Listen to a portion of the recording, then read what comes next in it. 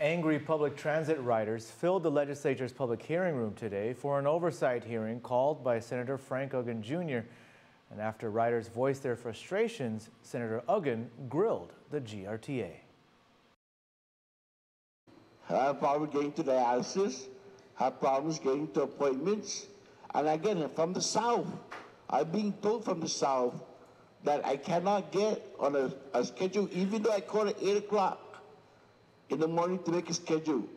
I'm being told that you take my name and they'll call me back. I call at 8 o'clock.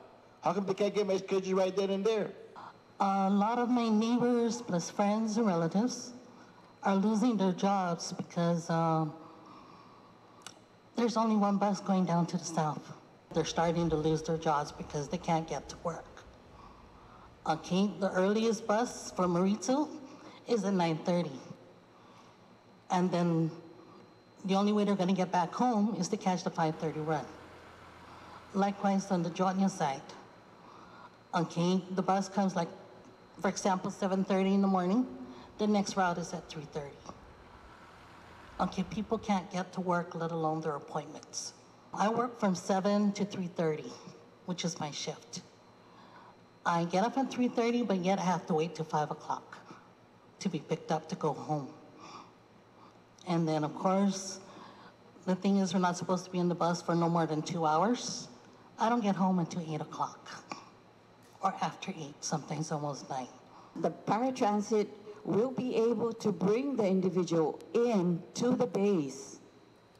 However, when they are done with whatever business they have in the base, they have to walk out of the gate in order for the paratransit to pick them up.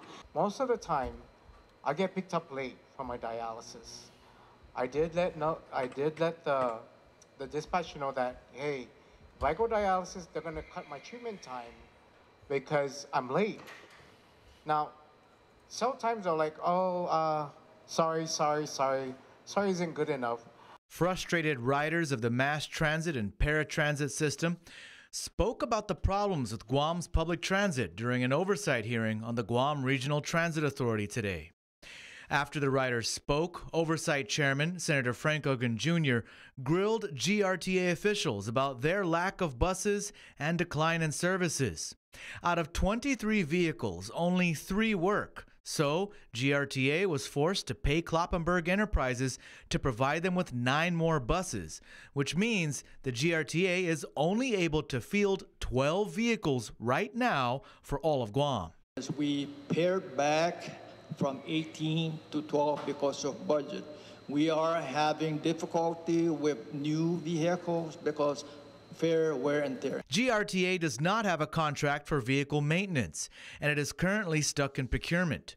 Agustin told PNC that he hopes to have those procurement issues resolved soon by getting a blanket purchase order that would allow them to buy the parts necessary, and through a sole source procurement, they hope to have approved with GSA soon to allow them to hire Fukuda Enterprises as their maintenance contractor. Fukuda is the distributor of the vehicles that they own, and Fukuda has a relationship with the manufacturer. Agustin says it all boils down to a lack of funding. This agency has been severely underfunded, and it goes further back. There was, back in 2009, I believe, in February, during a public hearing to make sure that we become Guam Regional Transit Authority. And at that time, it was identified by a government official that there was $20 million to buy 50 buses. Included in that $20 million was to build a bus maintenance facility. So the question here we are now, 9, 10, 11, 12, 13, 14, 15, 16, 17, 8 years later. The question is, where is that $20 million? Senator Uggan recessed the hearing today to allow for more time for some documents he requested. The oversight hearing will resume next Wednesday.